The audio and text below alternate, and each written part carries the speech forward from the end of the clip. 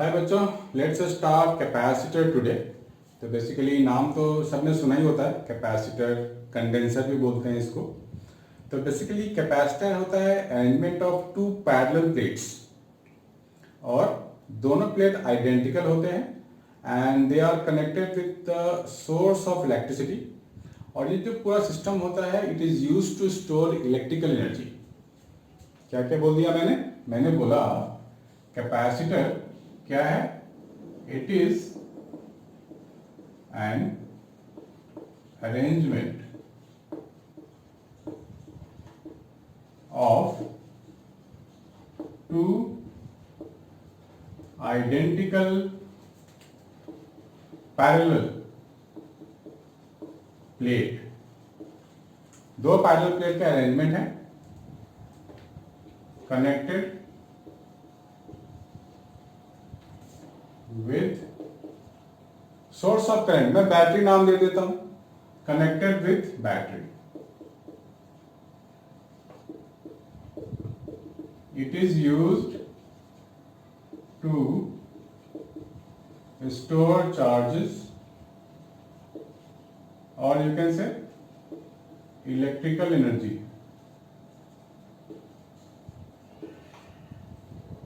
Right? तो basically जो plate होता है कुछ ऐसा बोल सकते हैं, रेक्टेंगुलर प्लेट ले लेते हैं दो।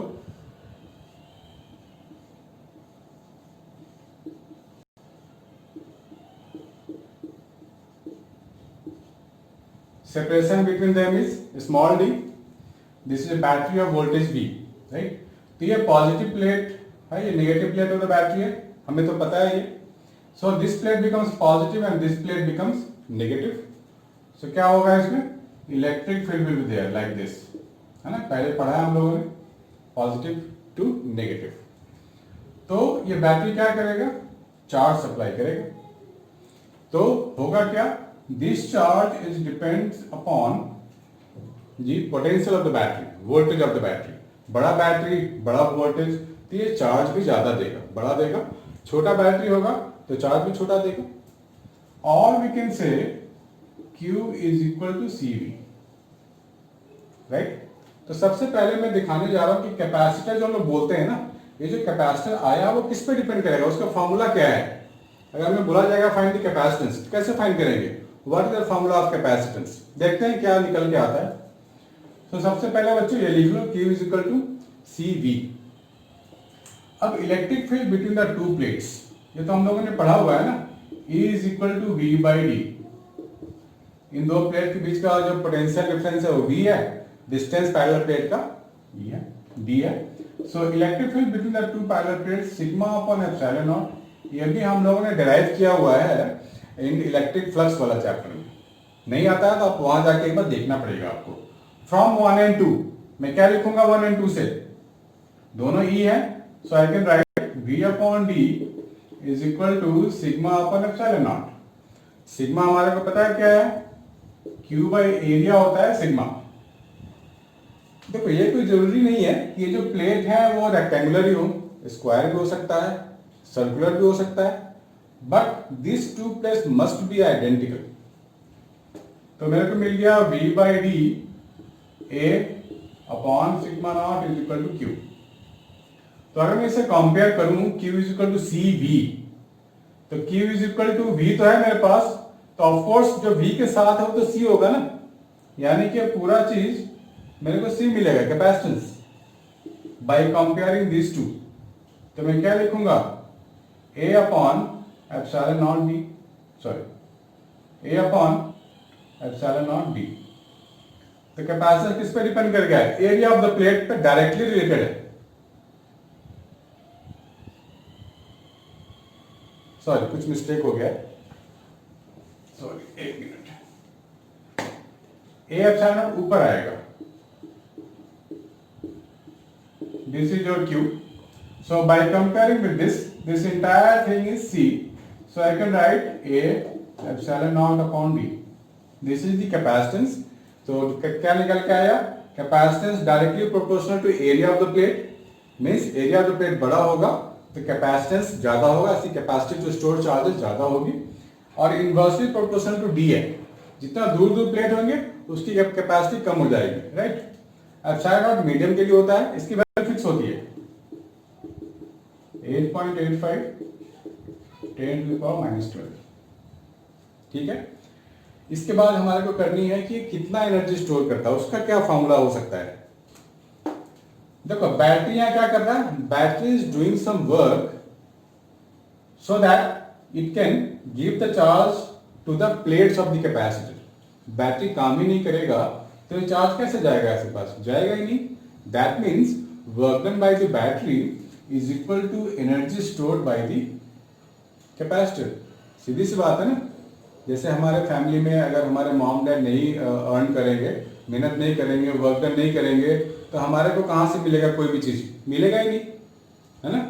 सो उनकी जो एनर्जी होगी that is equal to our energy. अगर उनके पास एनर्जी नहीं है तो हमारे पास भी नहीं होगी ना, ऑफ कोर्स नहीं होगी।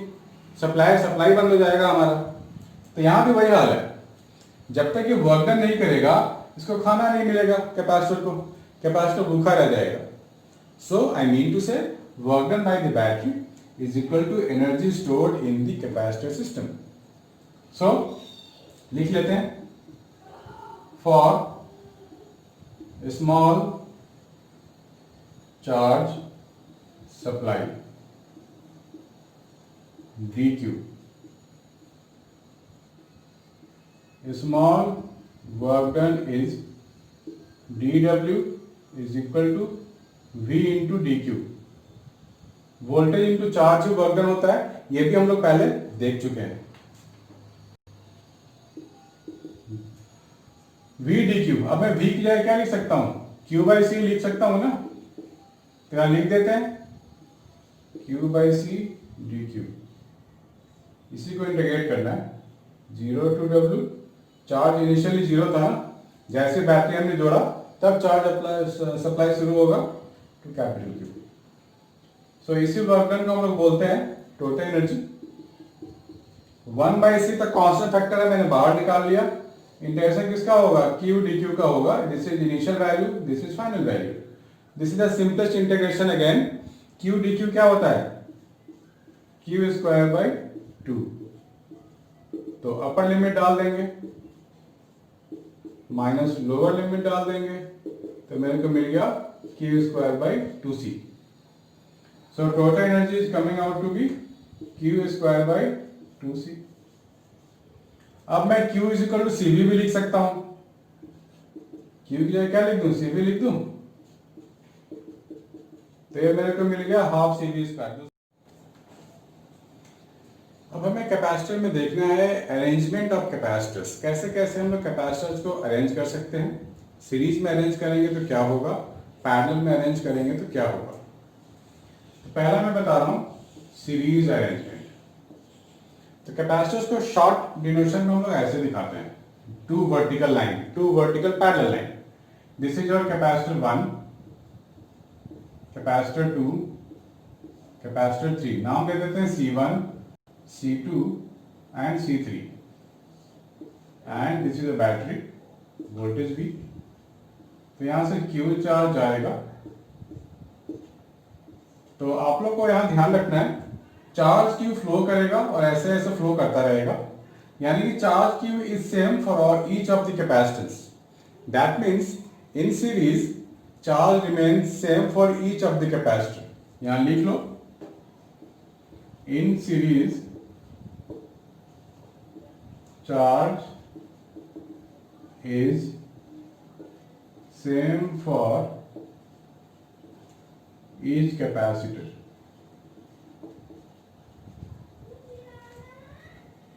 ठीक है, ठीक है। तो इसके लिए भी Q, इसके लिए भी Q, इसके लिए भी Q। लेकिन हर एक के पास अपना अपना जो वोल्टेज बनेगा, जो वोल्टेज डेवलप होगा, वो हम श्योर नहीं है कि एक होगा या अलग होगा। तो मान लेते हैं इसके पास पोटेंशियल डेवलप हुआ होगा V1, इसके पास V2 और इसके पास V3, बट होगा भी इसी के इक्वल ना, इससे ज्यादा तो हो नहीं सकता। So total V is equal to V1 plus V2 plus V3, right. तो मैं इंडिविजुअली कैपेसिटेंस के लिए, अलग अलग कैपेसिटेंस के लिए मैं फॉर्मूला लगाने वाला हूं, Q is equal to C1 V1, Q is equal to C2 V2, Q is equal to C3V3, ये लगाने वाला हूं मैं।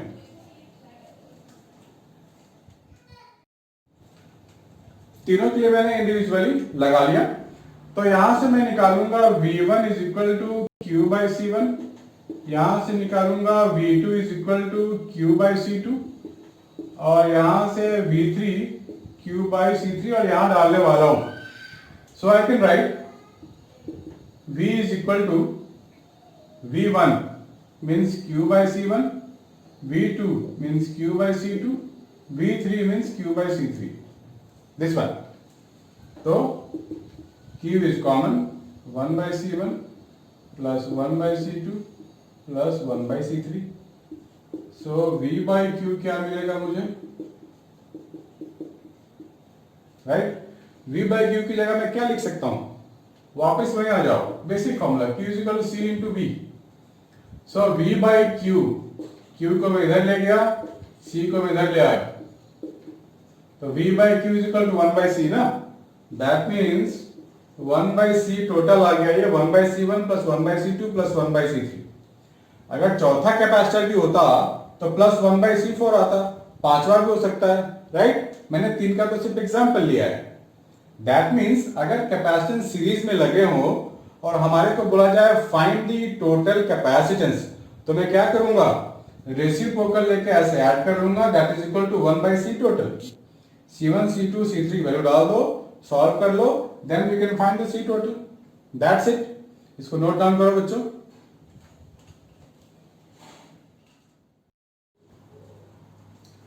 अभी हम लोग क्या देखने वाले हैं? Capacitors in parallel. अब देखो पैरेलल में कैसे कैसे लगाते हैं हम लोग।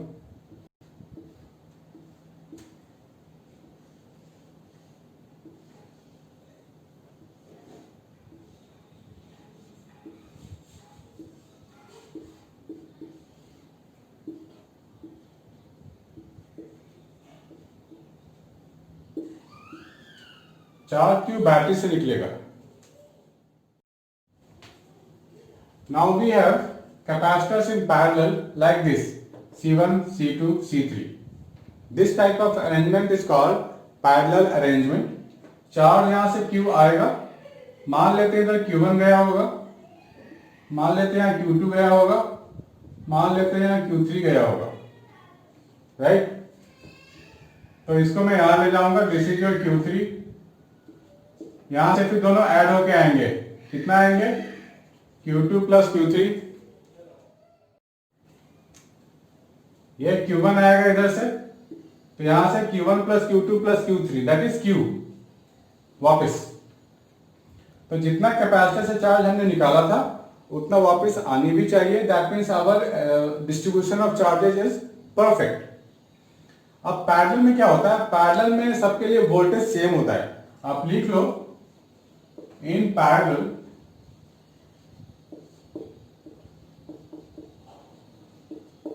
voltage is same for each capacitor. So I can write Q1 is equal to C1V, Q2 is equal to C2V, Q3 is equal to C3V, and we can also write Q is equal to Q1 plus Q2 plus Q3। Q1 को क्या लिखेंगे? C1V, Q2 को क्या लिखेंगे? C2V, और ये है C3V। सो V common ले लेंगे तो आएगा C1 plus C2 plus C3। So Q by V is equal to C1 plus C2 plus C3। Q by V means total C. That means when capacitors are in parallel, and if you are asked to find the total capacitance, simply add them, right? So don't confuse in exam कि parallel में आएगा तो कैसे add करना है, series में आएगा तो कैसे करना है, right guys? So practice it more questions from each year of CBSE, and you will come to know that how to solve this kind of thing, right? And we will practice for some examples. I will give you some examples how to solve this, then you can solve it very easily. तो इसको आप लोग note down कर लो पहले।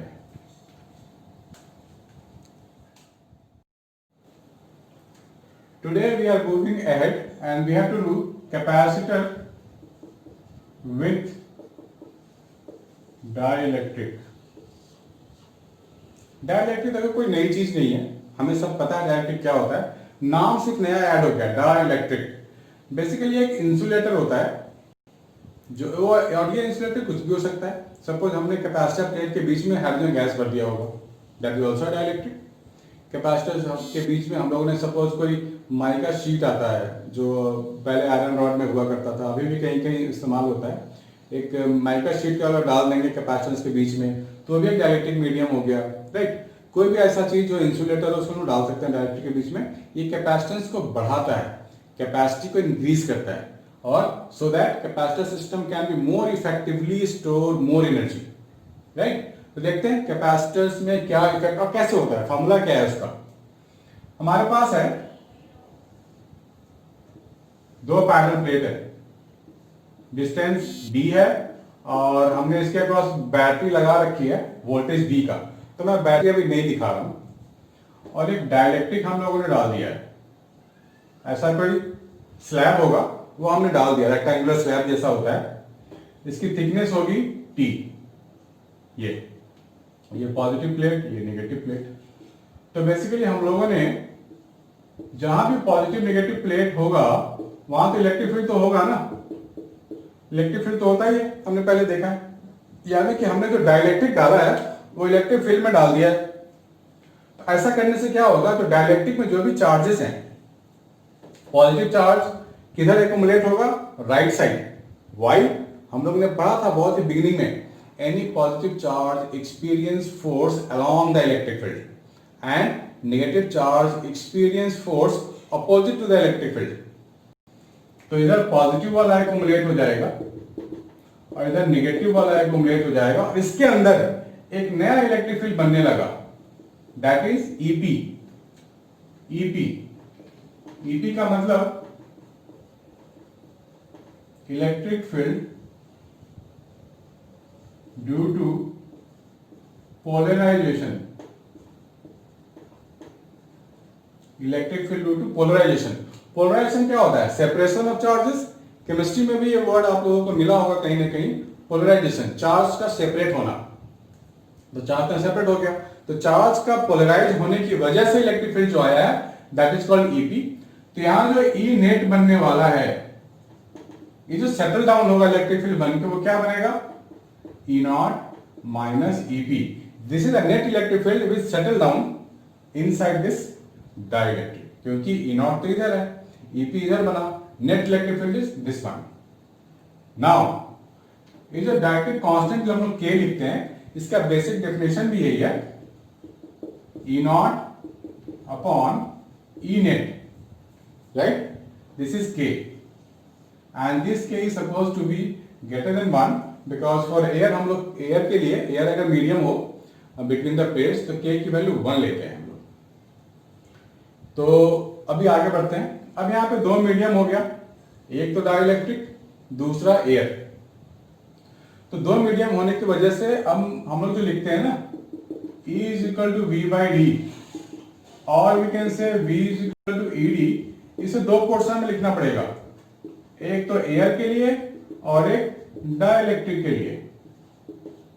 तो मैं लिख रहा हूं V is equal to E naught, air वाला तो ई नॉट है, तो ई नॉट के लिए इफेक्टिव डिस्टेंस कितना हुआ, d माइनस टी। टी वाला यहां से हटाना पड़ेगा क्योंकि टी के अंदर एयर नहीं है, d माइनस टी प्लस ई नेट। ई नेट किसके अंदर है, डाइलेक्ट्रिक के अंदर है, तो उसकी थिकनेस कितनी है, t। So this is your t। Now अब इसकी बारी है, यहां से मैं लिखूंगा E net E naught by K. So v is equal to v naught d minus t, E net को मैं लिखूंगा ई नॉट बाई के। अब ई नॉट का कॉमन भी तो ले सकते हैं हम लोग और सिंप्लीफाई कर लेंगे, हो गया। कुछ थोड़ा ना है इसमें, कुछ भी नहीं है, बहुत इजी है। ई नॉट को लिख सकते हैं सिग्मा बाय एप्सिलॉन नॉट, ये हम लोग कर चुके हैं इलेक्ट्रिक फ्लक्स में, d minus T plus T by के। v को क्या लिखते हैं हम लोग, q, चलो वी को फिलहाल वी ही रहने दो। सिग्मा को लिखते हैं हम लोग Q by area, charge per unit area ही सिग्मा होता था इफ यू रिमेंबर। याद नहीं है तो आप वापस जाकर देख सकते हो। यहां से मेरे को मिल जाएगा Q is equal to V A epsilon naught upon D minus T plus T by K. Again मैं इसको कंपेयर करूं Q is equal to C V से, तो V के साथ जो चीजें हैं वो क्या होगी, C हो जाएंगी ना। So I am getting C is equal to A epsilon naught D minus T plus T by K. यहाँ पे दो केसेस लेने वाला हूं।